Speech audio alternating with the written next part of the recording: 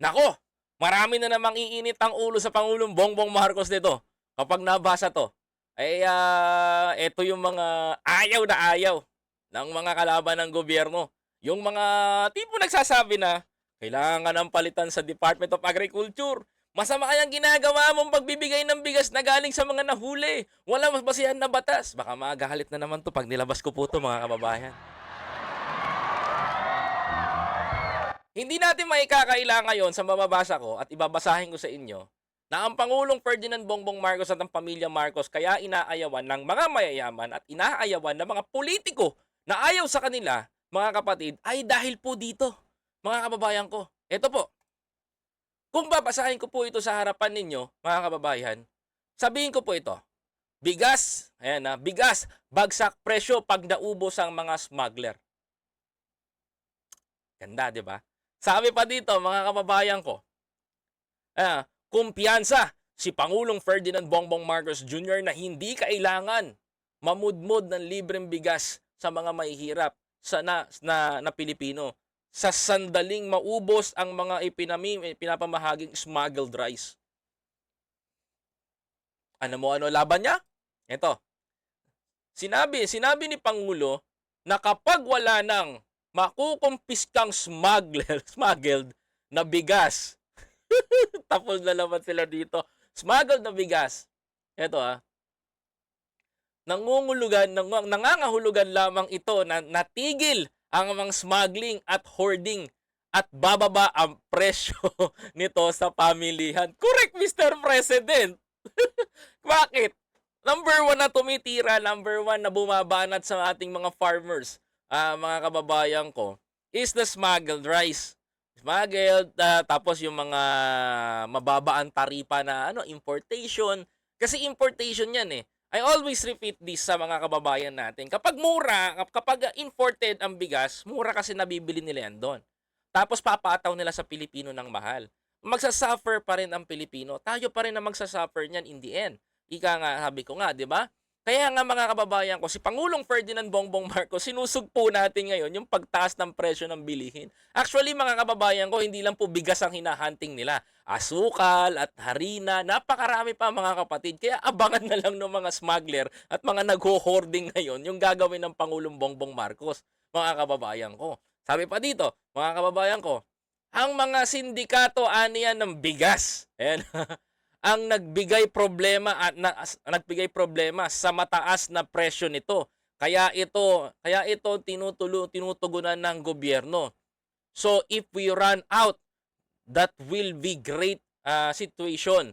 If we run out of smuggling rice because ibig sabihin wala nang masyadong smuggling, wala nang masyadong hoarding.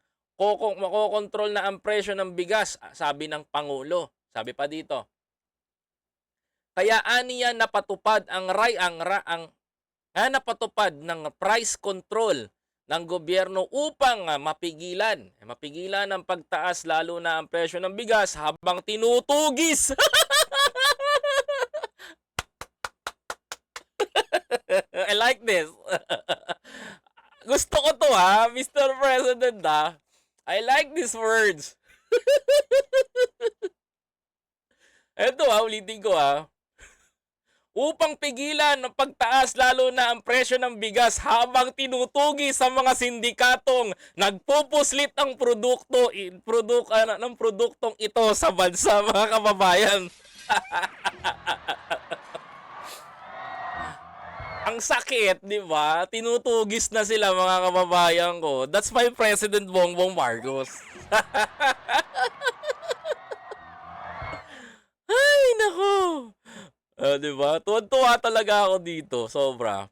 Ipinahayag pa ni Pangulong Ferdinand Marcos na pinag-aaralan ng gobyerno kung maaaring alisin ang price control dahil panahon na ng anihan at nakatakda na ring buying price ng palay sa National Food Authority o NFA. Ayan sabi pa dito na magpapababa ng presyo ng bigas. Correct! Magpapababa talaga ng presyo ng bigas yan, mga kababayan ko. Yan ang totoo dito na ginagawa ng ating gobyerno. Isa pa dito, mga kababayan, kabilang sa mga pinamimigay ng Pangulong Marcos ang libreng bigas sa iba't ibang lugar ay mula sa pangungumpiska sa smuggled rice ng Bureau of Customs na ibinibigay sa Department of Social Welfare o ayan, sa DSWD. Ayan, mga kababayan ko, eto na mga kababayan ang masarap dito. Ayan, abangan ngayon natin.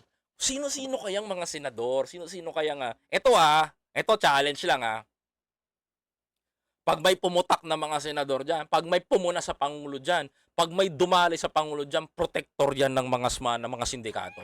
Trust me. Ay nako! Ako na nagsasabi sa inyo 100%. Oo. Kapag may pumuna kay pangulo, kapag may nagdikta at pinag-initan niyang sa smuggled na ginagawa na pamimigay ni Pangulong Bongbong Marcos, mula ngayon, mga kababayan ko mula ngayon, protector yan ng sindikato sa customs, yan ang isa sa mga mawag nyo iboboto. Tandaan nyo sinabi ko. Ay, hindi ako magkakamali. Kasi, tignan nyo yung ginagawa ni Pangulong Bongbong Marcos ngayon is very pro-Filipino. Bakit, mga kababayan ko? Problema natin, inflation sa bansa. Taas, baba, taas, baba. Mga kababayan ko, sinulusyonan ni Pangulong Bongbong Marcos, ito napansin ko to Nagbigay solution si Pangulong Bongbong Marcos saan? Sa inflation. Inflation natin mga kababayan ko bumaba. Opo, bumaba.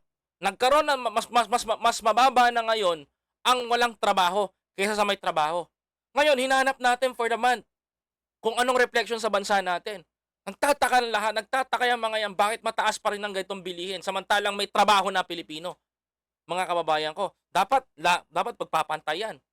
Second, mga kababayan ko, anong ginawa ng mga sindikato ngayon, mga kababayan ko? Yung pala problema si Pangulo sa inflation, yung pala nasa sindikato ang problema dito.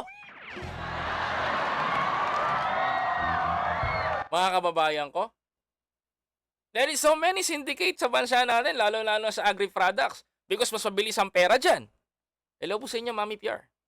Ayan mas mabilis ang pera dyan. Sabi ko nga sa inyo, napaka-fast moving forward ng mga product natin, lalong-lalo na pagkain. Kaya yan ang sinisindikato Dati ang pandesal, mga kababayan ko, pandesal 2 piso.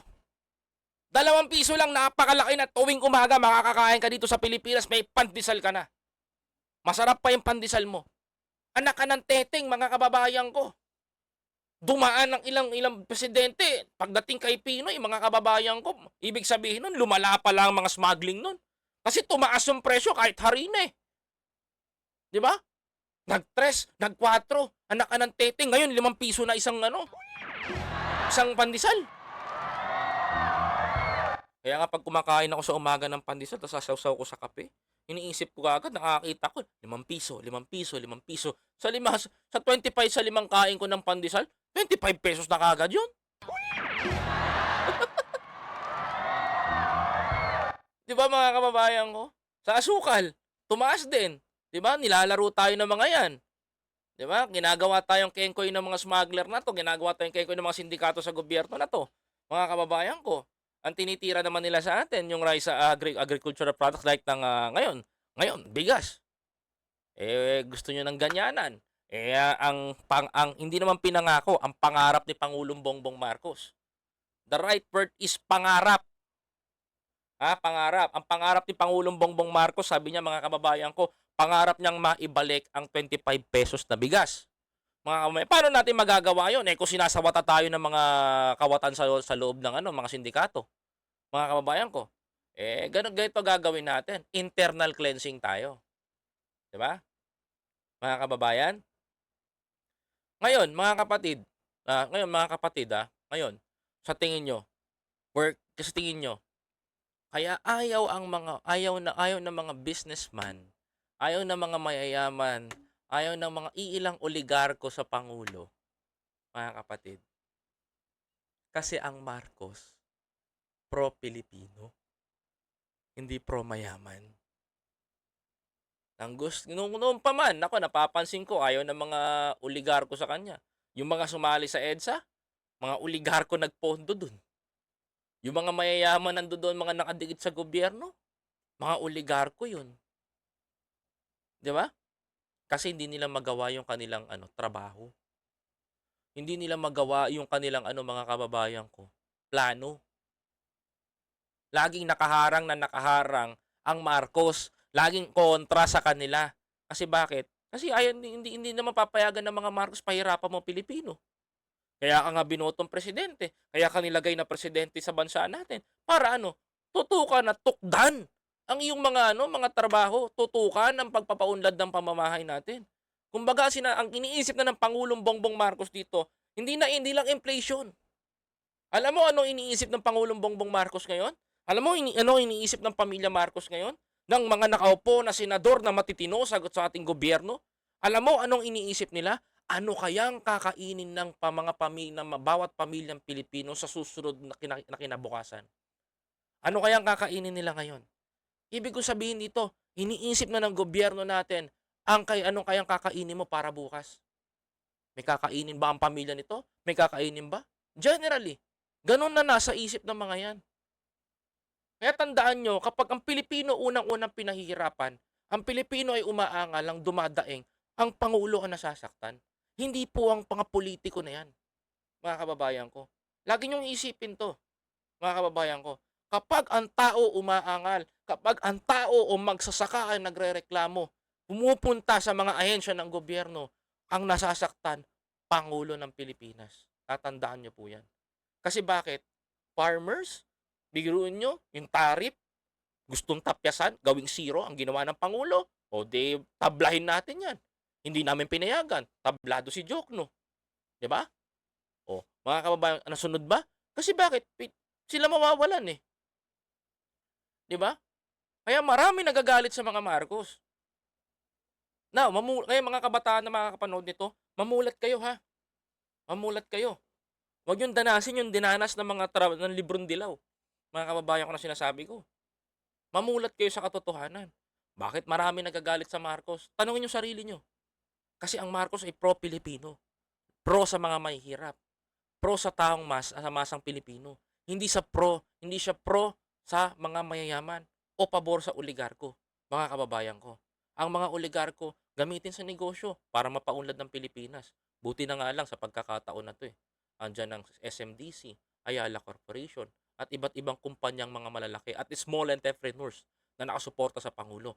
Unlike dun sa mga tao na mayroong fraternity tapos sila pa yung sindikato.